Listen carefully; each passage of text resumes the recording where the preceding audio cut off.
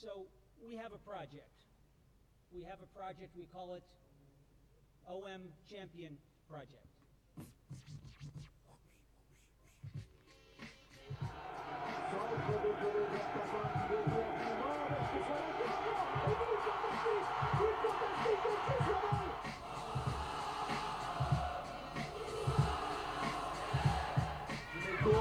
Dans le paquet, il n'est pas signalé au jeu, passage à droite et ça va toujours dans le ciel.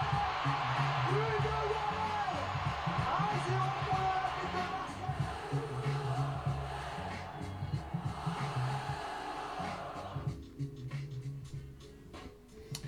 Hello everyone and welcome to yet another episode of the Marseille View, where we review the previous games that have happened last week. This episode is going to be a treat for us since we had quite a thrill of a game. I don't remember last time that we had a good game like that with so many twists and turns in this game. So this game, Marseille playing at Monaco against what seems like a whole new squad every time we play them. And Marseille saw themselves trailing by as much as 2-0 as early as the 25th minute, but somehow, and we still wonder how Marseille actually managed to pull 4 goals in a row and unanswered until Marvi sadly turned into what he actually is. He just basically was Roberto Carlos for just about 60 minutes and then managed to turn back into Jordan Marvi and let a third goal in, but you know, that's how it is with Marseille. We always manage to scare ourselves. So we're going to debrief this game, and to do this, we're going to have the classic 11 of the Marseille View. First of all, we have Ben. Hi, Ben. Hi, everyone. Hi, everyone. Just for full disclosure, I have to tell everyone that Ben has been watching the game on his phone in the middle of a Muse concert. Is that right? There were a couple of I don't really like the new stuff, so I did keep myself busy and watch the game on my phone. It was a bit late, the stream, but hey, I was shouting either way, so it was just an extra reason to be happy, to be honest.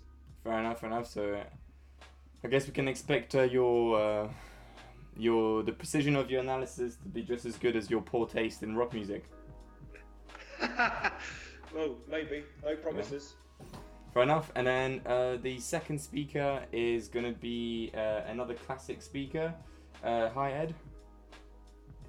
Bonjour. Hi, Ed. And again, just for full disclosure, since the rumours started that Zubizarreta does absolutely nothing for the club, we sent Ed out on a scouting mission in Milan. So we're very much looking forward to your report, Ed.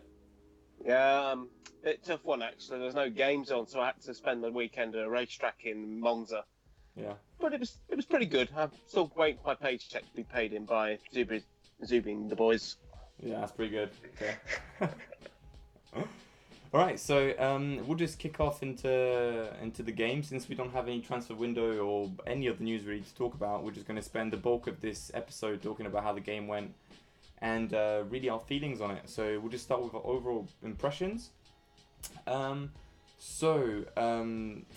or 4-3, sorry, this game. We started again in a 4-3-3 with Villas-Boas's stubbornness to actually stay in the system, even though it changed quite a lot. It did change quite a lot during the game, but started 4-3-3 nonetheless, and had quite a scrappy game. But we'll start off with our general impressions. Ed, do you want to kick us off? What did you think about the game? Yeah, oh dear, it was a bit of a tough one to watch. I can remember when Monaco went 2-0 went 2-0 up, I was cursing, screaming, calling them fucking donkey, shit, same old shit, different day. But we got through it, and that's all we need to do. That's just what we need to do, we need to get through everything. Benedetto looks like the man we need to trust. The way he's playing, the way he's outplaying Jaman, the way he's scoring the goals, he could come in handy. He really could.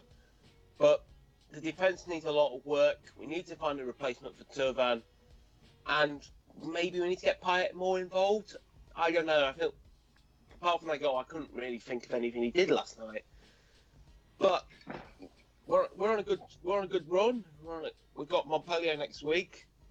So let's keep going. Let's keep pushing. We're on 3 on the bats now. We've got to make it 4, and results are going to be consistent. Got to be consistent if we want to get in Europe. That's the bottom line. We've got to be consistent. We've got to be keen. We've got to stop giving stupid penalties away, like Qatar and Qatar did on the first one, because Monaco may be relegation final this year. But if we do that against PSG, we do that against Lyon, we're cooked. We need to be more disciplined, more uptight, and we need to give Steve less work to do than what he should be doing. Yeah, no, it's just when it's your goalkeeper that's really just the man of the match, game in and game out. It's when you know you have a big problem, doesn't it? Yeah, absolutely. It's not needed. Yeah, but I mean, yeah, I agree with you. Just Payet is just we don't see him enough, especially in the first half of the game. You know, he was basically just either not there or he was just doing the wrong things or just technically very, very poor. But I feel like it's just due to the fact that he's on the left wing. Yeah. You know, I bang on about it, but I can't stand this 4-3-3, especially when you have Payet left wing and you're so like deserted in terms of wingers. You play Germain in front. Yeah, it's all over the shop. I felt tactically that the system did change though. The shape did change throughout the game, especially after we went 2-0 down. Yeah. But also in the second half there was a bit of a reshift, and Germain seemed to be playing a bit wider. He was very close to Benedetto in the first half, then he seems to be playing a bit wider in the second half because he put in a few good crosses. But Payet, beyond the problem of him playing out on the left, I'm just not liking his body language at all. He seems disinterested. I don't know what's going on in his head. Is it him sulking because he's playing out on the left? Is it him sulking because the armband's been taken away from him? I don't think we'll know the truth right away, but it frustrated the hell out of me, especially as you guys say in the first half. He was non-existent. He had no fucking impact on the game. He was walking around, and yeah, he was one of the 2 players I was going to single out for individual criticism. But at the end of the day, he got a goal. He got a goal, but I mean, I don't agree I don't agree at all with Payet. I mean, your take on the fact that he seems disinterested. You know, when you see him after the game. I don't like his body language. I mean, I don't think he's right since the game at Nantes where he didn't take the penalty. I think he didn't fancy it more than the fact that he wanted to give it to Benedetto. So I think something's going on there. I genuinely think he's not himself. I don't know. I don't know. Yeah, you see him in the videos, you know, like during the week and stuff from the club, and you see him after the games when he always talks to the cameras. And for me, I see someone who looks a lot more implicated in the team than last year, for example. You know, and maybe that's because the Euros are coming up. Maybe that's because just the fact that he hated Garcia in the end. But I mean, I think that he looks quite good. I mean, he looks in shape, and for me, his body language satisfies me quite a lot. Yeah, it satisfies me, but I think he's dreaming if he thinks he wants to get to the Euro squad. No, there's a spot for him. No, there is not. Have you seen how not on current form? No, exactly. Not in that position. If you see how stacked France's squad is, Payet's got no chance. He might as well just play France B. Yeah, but it's all about profile. Like who plays like him, apart from maybe Fekir. But Fekir is just in exile at the moment. What do you think, Real? I wouldn't call it that bad. Yeah, but Deschamps changed the system a bit as well, where there is no place for Payet. Payet got into the France squad playing in that number 10 position under Bielsa, and then under Garcia maintaining. When he came back, he found form in the second half of the season. We had the European Cup run, but out on the left, there is no place for him in that squad. There's way better players than him. Exactly. Coman, the way France play is pace on the wings and Dimitri doesn't have that. He has creativity, but how many players? He has lost the other pace. Going back to the game, when we were down 2-0 as early as the 24th minute, what was running through your heads? Like, were you just thinking like, fuck, like we don't seem to be able to get any type of offensive knowledge, so we're fucked, or were you actually believing? Even no, I wasn't. I wasn't believing. I was thinking Ben Yedder's done us dirty. I was thinking, here we go again. We're going to lose to Monaco. We're going to have the same shit, different day from the OM clowns up front. I was really, really shitting myself. But when Benedetto got one back, it kind of, the mood changed in my mind. I thought, okay, we're in it. Look, if we're going to lose, we're going to not lose badly. We're going to get a goal in. Eventually, we did get another goal back, although no one saw it because Canal Plus decided to go on strike for 2 minutes and not show us the game. But yeah, I was not confident half way for the first half. I was thinking, oh god, here we go again. As you can see in the chat, there was a few curse words and a few 4-letter exchanges about the team's performance. We've got to get more. We've got to be up for every minute, regardless whether it's the first minute or 6-7 minutes added time. Yeah. We've got to be up for that. I'm not gonna lie, I was like that at 2-0. I just thought, because we weren't playing badly, but obviously I was just thinking it was going to be just like the 6-1. I was just like, it's just going not our way. The first goal was just like, honestly, I was on the floor from what the fuck Kamara was doing, and the second goal, Mandanda stretches well, and then just falls straight back into Benitez's head. I honestly thought it was just one of those days when nothing goes your way, and then the team just crashes. But picked ourselves well. It didn't look like. Sorry, go for it, Ben. No, it's just I was the same as you guys, very, very shocked, obviously, and just thinking, fuck, should I even watch the rest of this game? I'm at a gig, but then we got to go back. But again, I mean, it's probably my only. I mean, I have another positive analysis of an individual's performance, which will be Germain. We'll talk about him later. But on the negative side, Kamara was fucking all over the shop. He does not look right, and he made really poor decisions in terms of positioning on the first goal. He was too far from his man, and a ball over the top. He seemed to not be following the line that Gonzalez stepped up, and he didn't follow. But the second goal, I rewatched the replay again earlier, and I just can't figure out what the fuck he was doing, drifting out to the right. Him and Gonzalez were literally in the same perimeter. They were within 2 feet of each other. And that left that massive gap out on the left, which we know is already a weak spot because of Amavi's failure to follow his man and track back. But Kamara drifting into the same zone as Gonzalez, stepping up out of defence, and not even putting a challenge in, because it was a half-assed attempt at trying to block the attack. And it just the decision making just made me think, Jesus, he's gonna end up either getting sent off or scoring an own goal in the next 20 minutes. He's just having a stinker. Well, no, but he wasn't having. He did have mistakes, and I mean, I really look back at that. I look back at 2 things for Kamara. I look at first the penalty that he gave, and first the pass that he made straight to Slimani after the 4-3. Straight after kickoff, he gives it straight back to Slimani, who nearly scores a 4-4. But apart from that, I thought he was having a good game. His usual weakness of not being able to cope with over the head balls was actually quite good and everything. And on that second goal, I mean, everyone's at fault. Gonzalez is like 15 yards behind the offside line. Kamara gets kind of absorbed or attracted by the ball, and Strootman also fucks up a lot. I mean, the second goal is one of those things when the whole team just seems to have a brain fart. But I don't know. Yeah, they weren't. What I also noticed how lazy they were. They weren't running back. They weren't charging back. They were almost like jogging back. They were like, oh, okay, it's going to go in. Yeah, well. Kamara, I think we've realised something.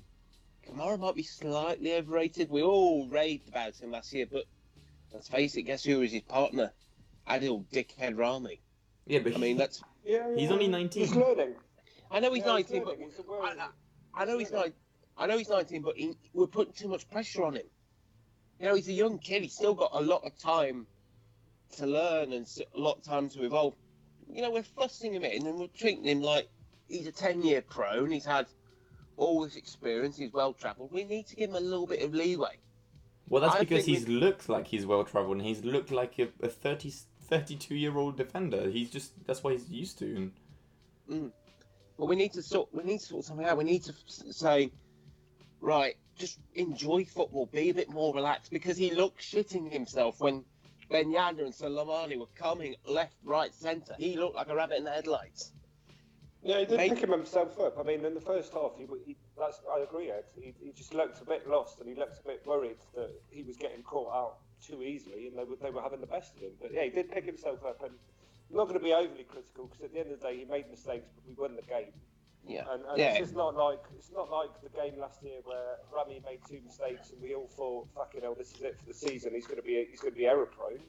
Kamara won't be. He will. I think he will improve and he will go for a spell of playing better and going back to what we saw last year for an extended period of time, which was him bossing the defence and bossing opposition attackers. But yeah, it does have to be said that he's not been great since the start of the season. He's been all right. I'll give him a 6 out of 10, but he needs to work on his concentration.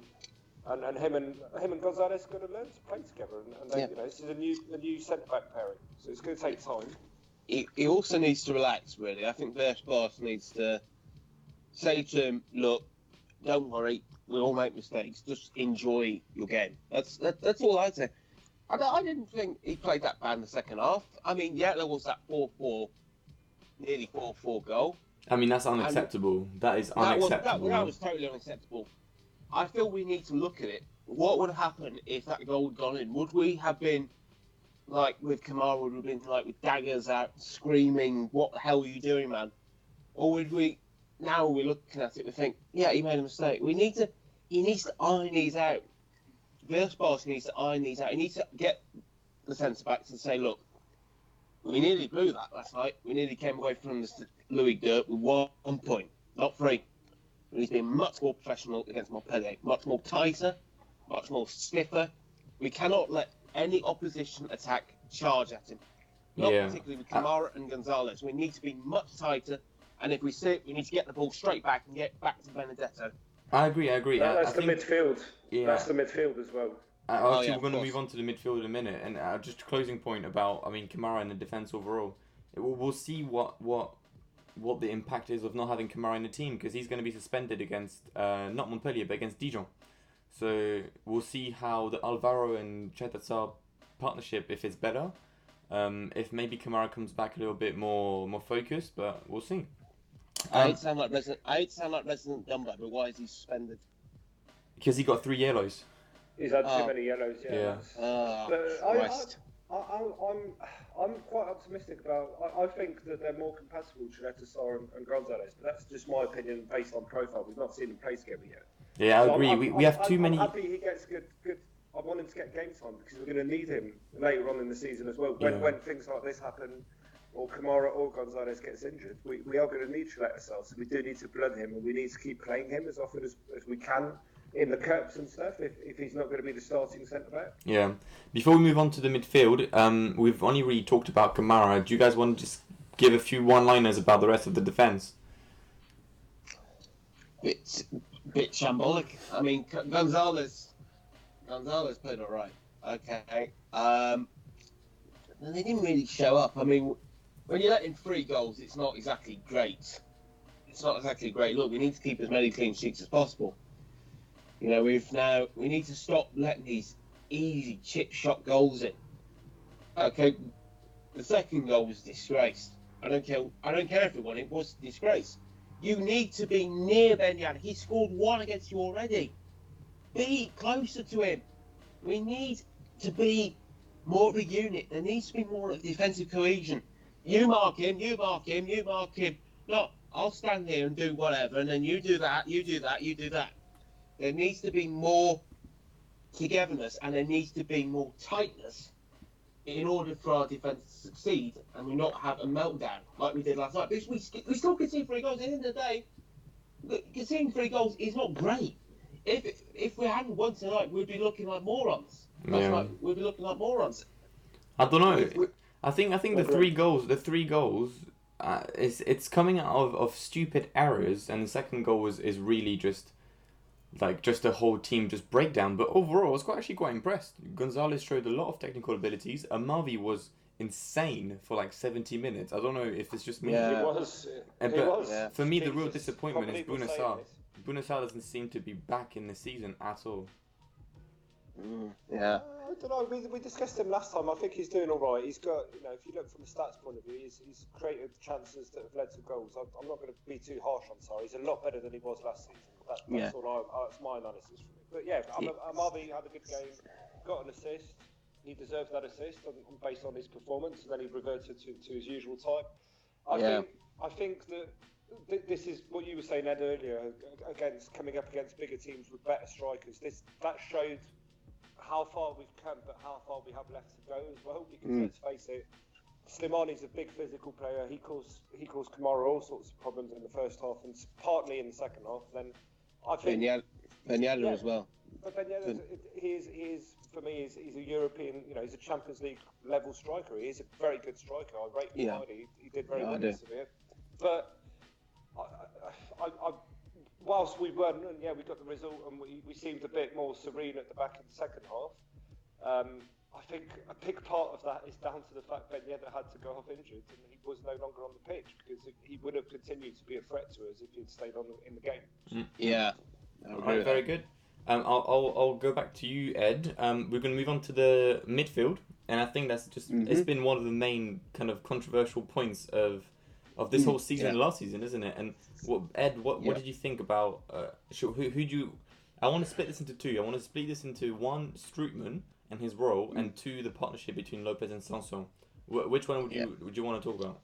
Let's go for Strootman. I think Strootman played alright.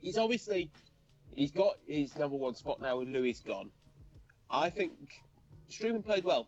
Strootman played that was probably the best game Strootman's produced, I think, really, since his first game at Monaco, when he played first game when it was against Monaco. This time last year, this time last year was his best game. He needs time. He needs time to learn. He needs time to adapt. He can still do this. I think he played well. He got a good involvement. He kept Sanson and Lopez in check. He didn't let in too many clangers. He didn't give too much problems for the defence. I think he played well. He played well. I'm going to give credit to Kevin Strootman. I've not been easy on him, but he put in a good performance last night, and he's got a lot to be happy with. And should we move on to the second point then? Sanson and Lopez. But first, Ben, what do you think about that? Sorry. Because I don't agree with that at all. I agree. You agree? I agree to an extent where he's getting consistent game time, and I think he's building up, and his fitness and his understanding of his position is getting better.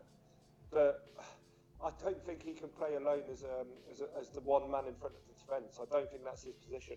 And if you look at his career, he's never played as that single anchor midfielder. So I think he did all right. I won't be as ecstatic as you, Ed, but I think he did all right, and I'm glad that he is showing signs of improvement.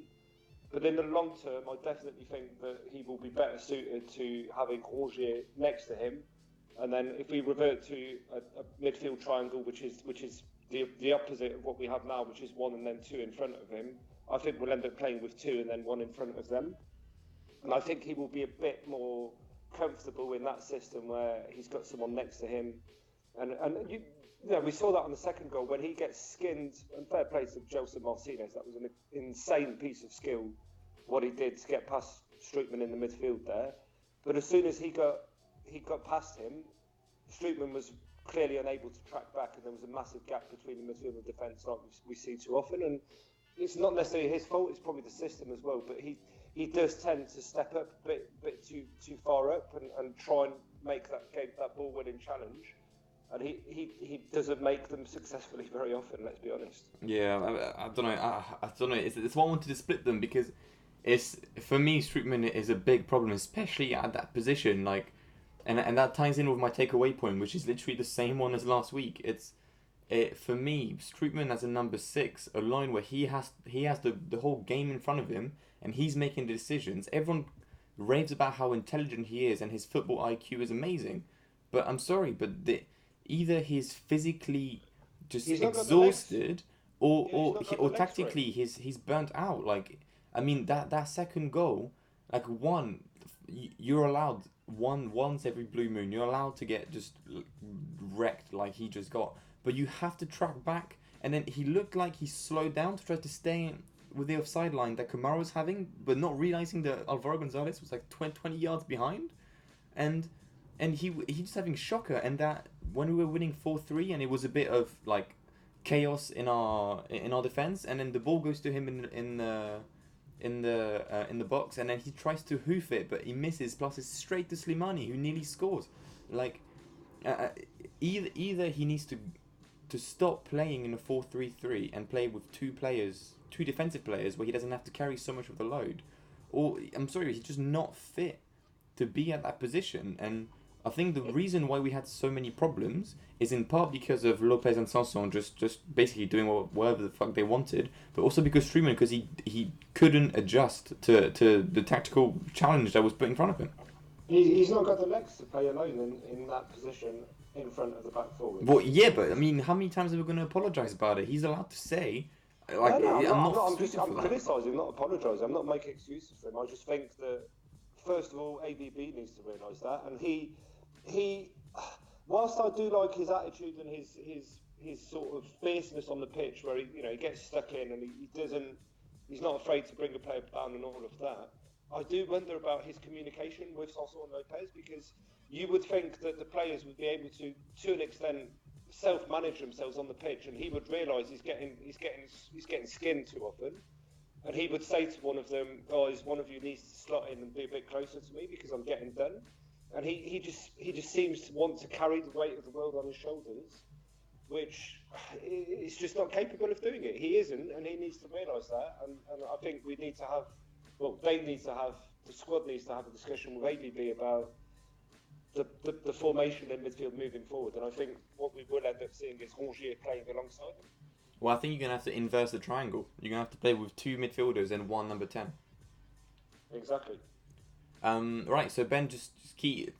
I'm gonna go back to you now. What do you think about Lopez and Sanson? Are you more satisfied, because it was one of the biggest weaknesses that we've had this season? It was, and I smashed Lopez on the last podcast, and I'll stick to that to an extent. He was better, but he wasn't exceptional. He's just not. He doesn't have that physical impact that we need in that position. And I've always doubted his sort of compatibility with Sanson. I mean, but he had an all right game. He set up the fourth goal when he passed it out to Marvi through a couple of players in a gap. But he's not decisive. Apart from that, he just seems to have these moments where he's in the midfield, he gets the ball, and he just looks for the safe option, and that's his profile. It is what it is, and it's probably what he's been told to do anyway. But he's just not. Let's face it, he's not going to be a playmaker for us, which many people thought he would be, a Xavi or Iniesta type player. He isn't. He is never going to be that type of player. Yeah, Moving to Sanson had a good game. I think that was his best game so far this season. Yeah. What do you think about that, Ed? I think Sanson had an excellent game. To be honest with you, he was all over them. It's probably one of his better performances. But the fact is, he was doing two jobs for one player. Maxime Lopez was god awful last night. He was running around like a headless idiot. He needs to stop thinking he's a wonder kid. He's not anymore. I don't think he played that great last night. And if he keeps playing as he is, he's in danger of losing his place to Rongier, depending if Rongier actually turns up.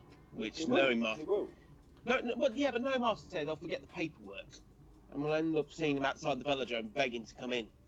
He came on, didn't he? He came on as a sub. He came on. He wasn't great. He was not great by any. Rongier, I must have missed that. Sorry. He's just signed. I know he signed. I must have missed it coming on. Sorry, it must have been that irrelevant. I must have missed him. Lopez, he didn't play great. He didn't play well. He just looked sloppy. Sanson, he has something about him. I don't know why. He seems more refreshed than he was last year. He seems more up for it. I don't know whether that's AVB's style. I don't know if it's a new system, but I think it's working. Wait. If you look at the whole season, you're satisfied with Sanson overall, not just this game, the whole season. No. Just this game. No, because Ed is saying AVB seemed to transform him. So you're saying it's the whole season. Not the whole season. Well, so far, I should say. Yeah, so far he's done all right. Nah. It's a tough one to say. I mean, Don't take the bait, Ed. Don't take the bait. I'm not drinking the Kool-Aid. I'm not drinking the Kool-Aid just yet, but he played well. And AVB seems to have got a little bit better out of him. But like I said, we may come to Montpellier in a week's time, and he may freeze. So I think there's still a lot of work to do with this midfield, but I feel Sanson played well. Lopez needs a lot of work and needs to worry, because I'm done with this complacency. I'm done with this whole BS that we've got to keep a Marseille-born player in the squad, and we've got to cuddle him up, wrap him up in cotton wool, release him so he can run around like a moron trying to charge after players every 45 minutes for every Sunday afternoon or Sunday evening. Needs to change, and he needs to stop being like he has some elements about him which is like still as a kid. Yeah. I think we need to stop mollycoddling. Let's get him in there. Let's tell him, you stick to this man, you mark him, you mark it, you get the ball off him, and then we win the game. Yeah. And off. Before we move on to the strikers, I think what I think about Lopez and Sanson is, I think we're very, very far from what we envisioned what that partnership would be when we first got them 2 years ago. We basically thought Lopez will be the playmaker through which the whole ball and whole game will go through, and Sanson will be kind of the workhorse of the team, the water boy, you know, like the guy who will just pick the ball up, pass to Lopez, run to pitch and finish some actions. But they're neither. Lopez doesn't seem to be able to carry the load and carry the pressure of being the playmaker, and Sanson doesn't seem to have that athleticism enough to actually have the talent to pick the ball up and to make good tackles and to not lose the ball. He seems to hold on too much, and I think when on paper you see them and you're like, right, profiles, they seem to match together, but in reality, and it's been going on for a year now, they don't complement each other at all. Yeah, so it's probably that. Sorry. Yeah. No. Yes. Yeah. I'm just mindful of the time, so we're gonna move on to the strikers. So, Ed, what I think one of the focal point of when you saw the team sheet, the main interrogation is Germain being put as the right wing, something that for me is nearly as sacrilegious as being Luis Gustavo left back from last year. What did you think? What were you expecting when you saw it? Wrong position, really. Germain really didn't have much to do, apart from, like I said earlier, run around like an idiot and then score a goal that no one saw. But again, he tries hard. He runs around like a busy idiot, like I've said in previous podcasts. And again, he scored a goal. I mean, that's what he needed. And I think he laid a little bit less of the pressure off Benedetto's shoulders, who again had an excellent game. You know, if he had nailed that penalty against Nantes, we would be talking about that this guy's nearly scored in every Ligue 1 game. Yeah, he could have had a hat-trick as well, because Germain's goal comes from him just missing a sitter. Yeah, it was pretty impressive, and I feel we talked about Costas in the same way. We talked about Ballo in the same way, but this looks like the genuine article. He played brilliantly last night. Benedetto's a lot better than both of those in this squad and in this team. Yeah, he seems a lot more implicated in the build-up of plays, you know? He's very good technically. He's just his first touch is very, very good, and he's capable of laying the ball off, playing his teammates in, and also he's got the right kind of movement which takes defenders with him, and I think he's class. I've been very impressed with him so far. Yeah, it's what we've needed really. We haven't had a proper striker like him since Gignac left. I think this is the way he chases down defenders as well. He's just 100% in the game. He doesn't have a breather. He doesn't look like he stops running, and he's on the opposite from Germain, as you say, which sometimes looks busy for the sake of being busy. Everything Benedetto does seems planned and seems like he's got something in mind. He knows what he's doing. He's constantly putting defenders under pressure and trying to block the first pass out from the back. Yeah, that's what you need. It's what you need in a striker, and he's done well. Seeing what happened. But on the sorry. Yeah, seeing what happened last game, I'm going to ask you both a question. So for me, what I think one of the main improvements from last game is the fact that in the second half, Germain actually played as a second striker. So I'm going to ask you, seeing the fact that we don't have any real wingers at the moment, and that we have the opportunity to have Strootman and Rongier playing as a pair, and Rongier said that he plays very well in a 4-4-2 flat. Do you think we should go ahead and play like that? Do you think we should play in a 4-4-2? I don't think ABB will do. Yeah, I don't think ABB will do that. He's never played 4-4-2. No, but we know what he would do. He's just going to play in a 4-3-3. But what do you guys think? I think it's going to be down to if you guys have discussed Germain. I was impressed with Germain last night. I think he did well because he didn't. In the first half, he didn't stick out too wide. He did get close to Benedetto, and I mean, overall in the game, and this is an overall judgment for the team and the performance. I think we created. This is the most chances we've created since the start of the season in the way we played and the way that we constantly tried to get into the area and shift the ball around and create problems for them. So Germain was a big part of that, and he automatically, even though, because when I saw the team sheet, my first reaction was that the formation on the team sheet's wrong, and he is going to play alongside Benedetto, but he ended up being slightly out onto the right. But he does have that intelligence when he plays with another striker. He seems to, whoever that striker is, he always seems to be able to combine with them and to find some sort of synergy and compatibility, despite not having played with them for very long. So I don't think we'll change tactically, but I do think that I want to see Germain and Benedetto together, whether it's in a 4-3-3 or a 4-4-2, because I think they complement each other very well, and last night was evidence of that, and they both got on the score sheet. And Germain got an assist as well, I believe. So it works. I think Germain's the type of player who he's very versatile.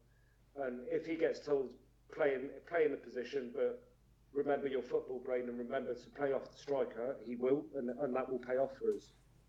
Yeah. What about you, Ben? What about you, Ed? Sorry. I would like to see a 4-4-2. To give a little bit less pressure off the midfield, but AVB doesn't play that system, and I feel that is going to be a worry. We haven't got any wingers at the moment that seem to be functioning or answered surgery. I think personally, AVB will need to mix it around.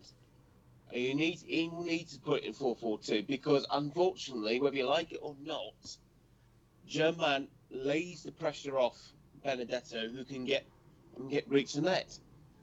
It's going to be a must. Particularly when we do realise eventually that, hang on a minute, Tillman's not going to come back for a few months. We're going to need to get them two up front, end of. Not only Tovan, but Liadji as well. Liadji is also injured until November. Oh, yeah, Liadji as well. That's another big blow. But is he injured? I don't think he's injured for that long. I think he's injured for a few weeks, and then he's likely to be in the France under-18 squad for the World Cup. He's still got at least 3-4 weeks. I think okay, I didn't realise that. Yeah. So I think we've already talked about Payet quite a bit. So I'll ask you guys if you had to take just like one takeaway point from this game. So whether it's a player, just like tactical choice, or kind of one feeling that you've got from this game, what would it be? We finally found a good striker. That's all I've got to say. We finally found someone who can actually score. Now, bear in mind, in the first against Nantes, I rinsed Benedetto for that miss. Ben will know it because he was on the podcast with me that I absolutely destroyed Benedetto. I made the whole point about South American bulls and all that, but he does have that. He does have those guts. We need a striker, and I think yesterday, I think we found out that this is the man we can rely up front to get us 10, 20 goals. This is the guy we've needed since Gomez left. 3 seasons ago. This is the man we need, and we've got him, and we need to focus around him. Yeah, and then for 14 million, he seems to be a bargain now, isn't it? Between him and Alvaro, that's under 20 million for two of our best players of the season. Is it just me, but we spent well, and not spaffed money up the wall? Yeah, because Garcia's not in charge anymore, so that's probably makes a huge difference. No, he is a true striker, and his finishing is brilliant. I mean, if you see most of his attempts on goal are on target or very close to the target. He doesn't, apart from the penalty he skied, he always seems to just find the right body position when the ball comes in. I mean, his second goal, the way he hits that with his, I think he's right-footed, but he scored 2 with his left already since he arrives, and he just seems to be that complete striker that has it all in his game, and he's good. I mean, that would be one of my takeaways from the game, and my other takeaway will be the spirit, because guys, you know, if you look back over the last 6 months, I think this is probably, in my memory, this is the first game in a while where we've gone behind so pathetically and picked ourselves up and come back and won the game. So I think that mentally we seem to be getting a bit stronger, and whether that's the players and the AVB effect, I think that's a very positive thing. And I liked what I saw in terms of the response and the reaction after going 2 goals down. We just kept playing our game. Well, we actually woke up and got into the game, actually. We weren't playing the same shit we played for the first 20 minutes. And that is, for me, encouraging, because it's wins like that when you come from behind that cement the squads. Well, yeah, we actually haven't had a win like that since Nice 2 years ago now. And it was actually around the same time of the year, wasn't it? And then we did just go through a quite nice run until we met PSG. So, you know, it's one of these things where you know it's going to galvanize a locker room, and clearly it has in the past, so why not again? Let's keep doing it. Yeah. Let's keep the form. Let's keep the momentum up, because until we hit the big run of games, I mean, when we played Lyon the first time, let's just have a look. Well, we've got PSG, Lyon, and Lille all in a row. When's that? That's mid-October, I believe. Yeah. We've got to keep that form up till mid-October, until we hit that wall. So we've got 3. So we've got Montpellier, and then we've got Dijon, and then I can't remember who the third team is, but I would expect a minimum of 6 points from those 3 games. Yeah. And then that puts us in. If that puts us in the top 3, come playing those guys, that takes a lot of pressure off us mentally in terms of if we lose to 1 or 2 of them. Yeah. Yeah. I think we're gonna get to the kind of our expectations for the next couple of games. But just lastly, just what my takeaway from this game, I think it's going to be a bit more negative than you guys. For me, I'm sorry, but everyone is kind of, for me, everyone's just a massive prisoner of the moment, and everyone's starting to go in love with AVB, and I've got massive, massive problems with the man. For me, he's the first coach since Bielsa to come in his first season and to have 3 months to actually prepare and then put in his tactics, and I'm not seeing any of that. All I'm seeing is a team that has next to nothing to show in terms of build-up and to attacking mindset. I see a team that cannot seem to win by more than 1 goal, that seem to defensively so poor. We're conceding more than 1 goal a game, and that's with Mandanda actually making 4 or 5 big saves a game. So if we had the Mandanda from last season, you know, we would be conceding at least 3 goals a game. It's, for me, I don't buy into Villas-Boas at all at the moment. I think that his tactics are very stubborn. He's not taking the best out of his players, because when you look at the squad, we're better than 90% of those teams, and it's either equal or sometimes when you saw against Reims and Nantes, I mean, we might as well be dominated by these players. And when you look at their squad, they're not even football players, you know, and we're just getting dominated. And it seems like when a team is pressing us, we have nothing to rely on in terms of tactics or in terms of reflexes, of cohesion of team, and it's something that Villas-Boas had the opportunity to do. It's something that Mitchell, something that Garcia, something that even Passy did not have, and he's playing, for me, just as bad as them. Yeah, well, Lucas, I ain't drinking the Kool-Aid. I know Villas-Boas has got some faults, and he's got to fix them quickly. We have got defensive issues, I agree with you, and we need to focus them. We've got the next 3 games are going to be vital. We've got Montpellier, we've got Dijon in midweek, and then we've got Reims. If we don't pick up at least 6, like Ben says, we are in the shit. Because then after that, we've got a tough away trip to Amiens, then we've got Strasbourg at home. Strasbourg are no team to be snuffed at. Remember, they got to the Europa League players. Admittedly, they went out, but they're still a tough team to play against. We've got PSG away, then we've got 2 tough home games, Lille and then Lyon. And then we've got a away trip afterwards to lose. We have got to work harder on the defence.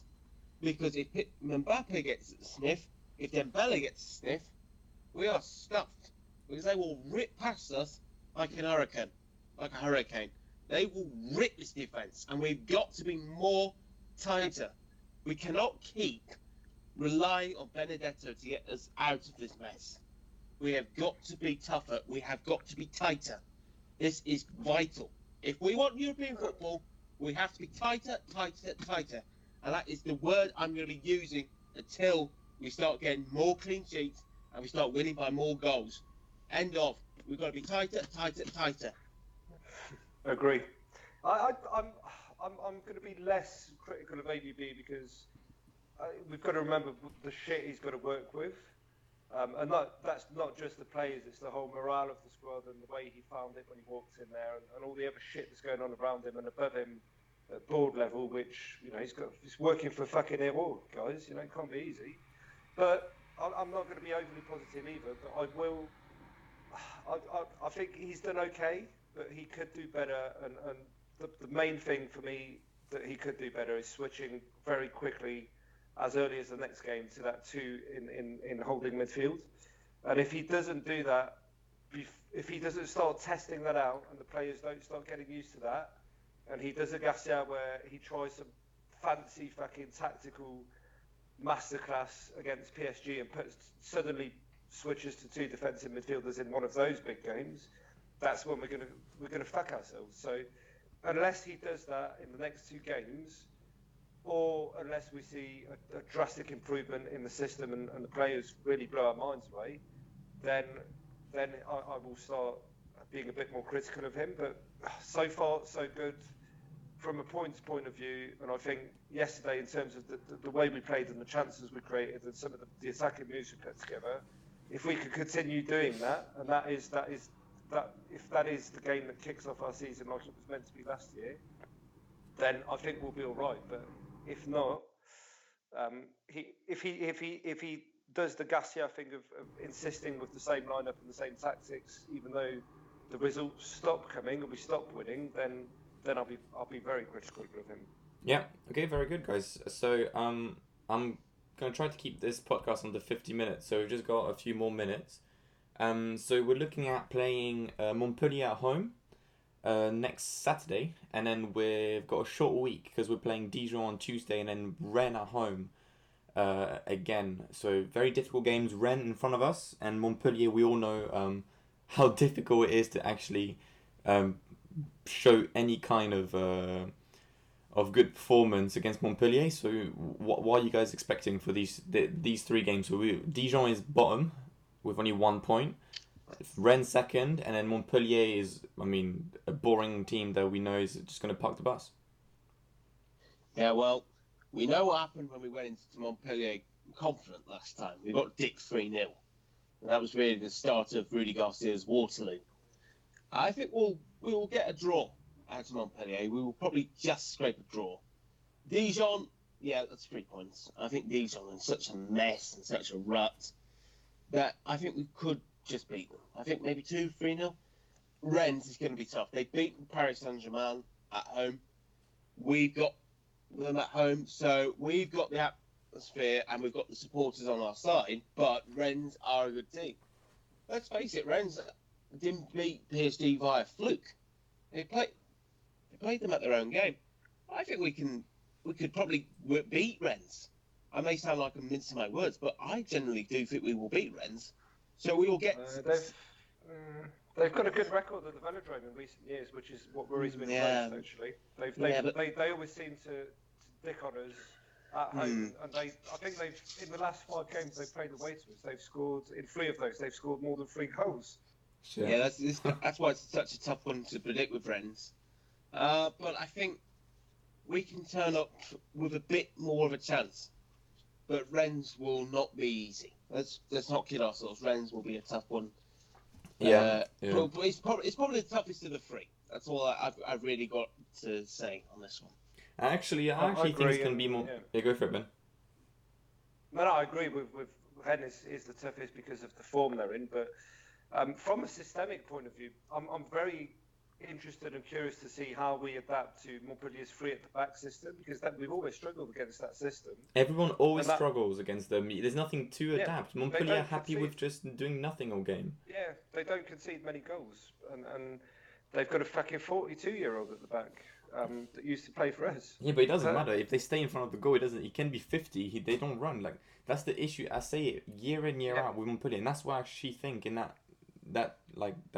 3 games, I think Montpellier is going to be the hardest, because seeing the reservations that I have for our actual tactical mindset, Montpellier is always a ridiculously annoying team to play, because it's perfectly content against big teams to just play for the 0-0 and actually play for the 0-0. They don't look for any counters. They're literally just going to be like, you know what, I'm going to park the bus. You can do whatever you want. You're at home, so you're going to have to try to score. And if you don't score, you're going to get staying frustrated. And that's when I'm going to go score. Montpellier is always like that. So I think we're not going to be able to play. It's the first big test. I think it's the first big test of Benedetto for me, in terms of what impact does he have when he is going to be quite isolated, I can imagine. In that game, because of the free centre back. So if he can pull something out of the bag and score, an individual effort, then he will only go higher in everybody's esteem and everybody's view of him. But yeah, if tactically we don't, I don't think we'll change when we start the game. I think we will start with the standard 4-3-3. But if during the game AVB then doesn't, if it's not working and AVB then doesn't adapt and tell Germain to get closer to, if Germain starts closer to Benedetto, then that will be sort of the beginning of the bullshit, and it will change our view of how good we think we actually are. Because yeah, we've had a good run, but yes, we've played some decent teams as well, but none of those teams have been on particular good form, and we've not produced anything exceptional in any of those games. Yep. So very good, guys. I'll probably gonna end up the podcast on this. So we'll see each other probably next Sunday. After we'll see what happens with the Montpellier game. And then that's that. So thank you everyone for listening. And you guys, do you want to say a couple of last words before I end the podcast? Yeah, I want to say this. 3 words, actually, I'm going to say. Believe in Benedetto. That's all I will say from now on in. And if he keeps scoring, this will keep going throughout the season. Believe in Benedetto. Believe in him like if he's your new god. Because this man will take us somewhere. Believe in that man. Believe in that beautiful Argentinian man. Let's do this. Come on. Fucking hell. Alright, cool. Alright, so see you everyone next week. I agree. Let's hope, guys. Let's just be happy with 3 wins on the bounce. It's been, I can't remember the last time we had 3 wins on the bounce. So that's my final analysis. Let's just ride the wave of positivity for now, but not get too carried away. Okay. Alright. See you guys. Thank you everyone for listening. Yeah. Cheers, guys. Bye. Thanks, everyone. Bye. Bye.